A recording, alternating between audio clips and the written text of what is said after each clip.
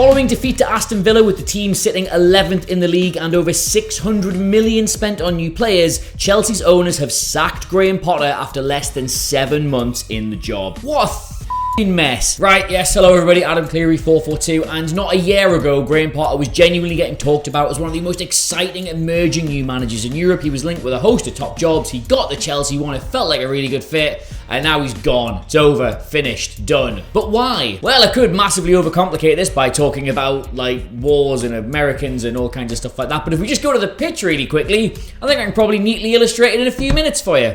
Right, here we are, the 14th of September, 2022. It's Graham Potter's first game in charge. They're playing RB Salzburg in the Champions League, and loads of big nerds like me are tuning in because we're like, ooh, want to see what Potter does at Chelsea, ooh. And I know they're not quite the right shade of blue. Look, I haven't quite ordered the Chelsea box yet. This is actually Man City, but just pretend. And it's fairly straightforward. We've got Kepa in goal. We've got a back three of Azpilicueta, Silva, Cucurella, Reece James is over there at right wing back. We've got Mount, Jorginho, Havertz is playing off Aubameyang. But the really interesting thing was that this is Raheem Sterling at left wing back. And that caught a lot of people out. They were like, oh, okay. Tricksy little Potter. Is it going to try all his old Brighton tricks?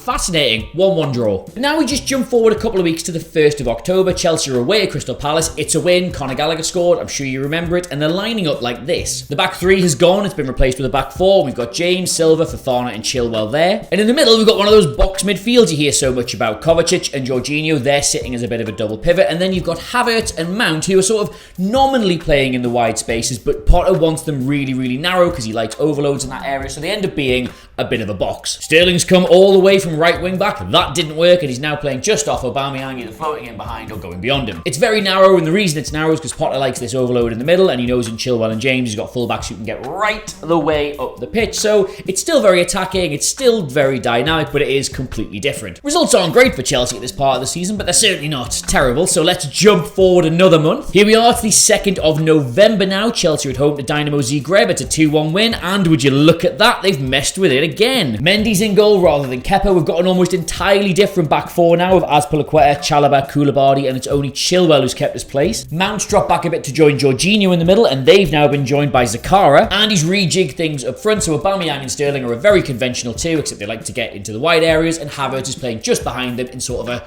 free roll. And they win, which is a really good result, but it's not a massively convincing performance. I think it finishes 2-1. And at this point in the season, that's when we broke for the World Cup, and Chelsea were 8th in the table at that point, which sounds not great, but they're only 1 point behind Liverpool. The results were starting to come in, things were starting to settle down a bit, so it wasn't the end of the world. And this is almost how they set up for their first game back as well. Kepa's in goal, James, Koulibaly, Silva and Cucurella look fairly settled as a back four. Mount, Zakara and Jorginho, they've all kept their place. And the front three, that's where the only tweaks have gone on. Havertz is now playing as the most advanced one, with Sterling and Pulisic kind of playing as sort of deeper, narrower 10s. But then the transfer window happens, and Chelsea go absolutely bananas. Some £300 million is spent on bringing David Fofana, Benoit Badiashile, João Felix, Andre Santos, Mikhailo Mudryk, Noni Manduque, Malo Gusto and Enzo Fernandez to Stamford Bridge, with Jorginho the only senior player leaving to make any room for them. So let's quickly jump forward to Chelsea's first game after the January transfer window. It's a disappointing 0-0 with Fulham, and the 4-3-3, that still exists, it's still there.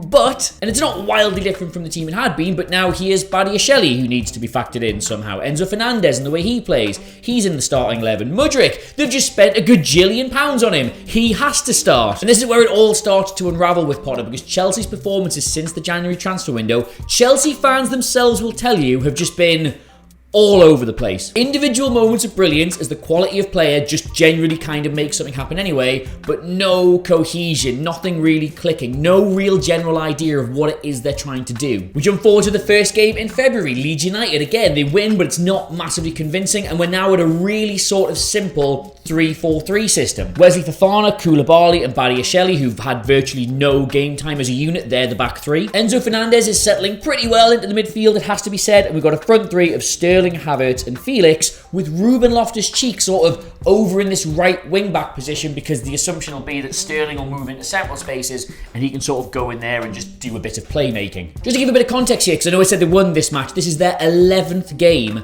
after the World Cup and only their second win. Things are not going well. And finally, this brings us to the straw that broke the camel's back. Their first game in April, the 2-0 defeat to Aston Villa, and this is what they looked like. James has come back into the team, but not as a right wing back, as a right-sided centre-back. He's in there with Koulibaly and Cucurella. This four across the middle is still Ruben Loftus-Cheek, which isn't really working out at that side. Fernandes, who admittedly has been quite good, Kovacic and Ben Chilwell. But the latest experiment up front is João Felix up top on his own, with Mudryk and Havertz in these sort of narrow positions to help create a box, except it's two players who haven't really got any interest in dropping back into a box to create passing angles for other people. That's not their game. And you know exactly how this goes. They get roundly beat 2-0 by Aston Villa. They create loads of chances out of seemingly nowhere, don't take any of them, get punished, and they sack Graham Potter literally the next day. And if you even look at the chances they made in this game, it kind of shows that it had all completely broken down for them, because they're all the product of a little individual bit of brilliance or decision, rather than that's clearly what they're trying to do and that's how they're getting at Villa. And here's the best example. Kovacic gets the ball. There is absolutely zero movement in front of him. They have four players strung along the edge of the box with clearly no idea what it is they're supposed to be doing.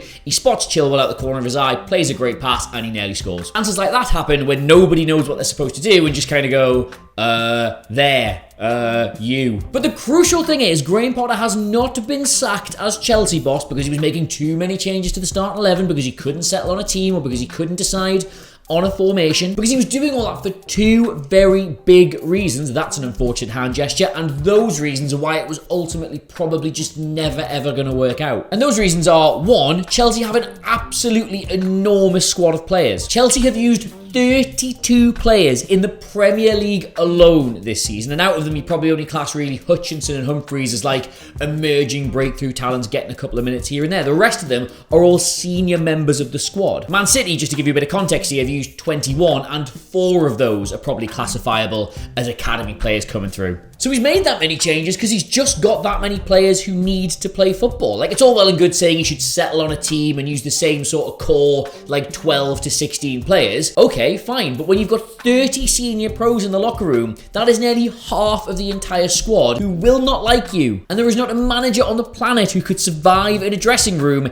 if 50% of them hate him. Which explains why he's changed the team so much at Chelsea, yes, but not why he's changed the system so much. And the reason for that is because Graham Potter believes massively, more than anything else, in tactical flexibility. He likes to work out the opposition like a little puzzle and then find ways to gain advantages over them on the pitch through systems and structures. And the problem is, you just can't have that kind of mindset or that kind of approach with a really, really top club, because the players aren't interested in that. At Brighton, he had a lot of players who weren't necessarily the greatest players in the world. Players who thought, if I wasn't at Brighton in the Premier League, I might not even be in the Premier League, so I'll do whatever I can to make it work. And Potter just never really got to grips with that. Like, we saw Sterling in the left wing-back slot, but Pulisic also played there, Ziyech also played there. Players who want to be doing all their work at the top end of the pitch, playing effectively a defensive position. And it's not because the manager has identified untapped defensive potential in them, it's because he thinks by putting them there, he can use that to create situations up the pitch where they'll be able to score goals. But they've got to buy into that, and they've got to work at that. And when you're one of the best players in the world, you don't really see the point. And I mean, there's other factors, of course, like injuries haven't helped. James has been out for a long time. He's dead important to them. Kante would have been a first pick, you'd think, under Potter, and he's just coming back from injury now. So it was kind of a perfect storm, really, of shit. But it's done now, I suppose, so let us know what you make of it all in the comments below. Should Chelsea have sacked Potter? Was he out of his depth? Should they just given him more time? Will he bounce back? I think he'll go to Leicester, personally. All opinions welcome. Let me have them. In the meantime, though, thank you so much for watching. New 442 issue in stores now-ish, by the way. Go grab yourself a whole bunch of it. But until the next time a manager is sacked, which at this rate will be later this week, I've been Adam Cleary, and I'll see you soon. Goodbye.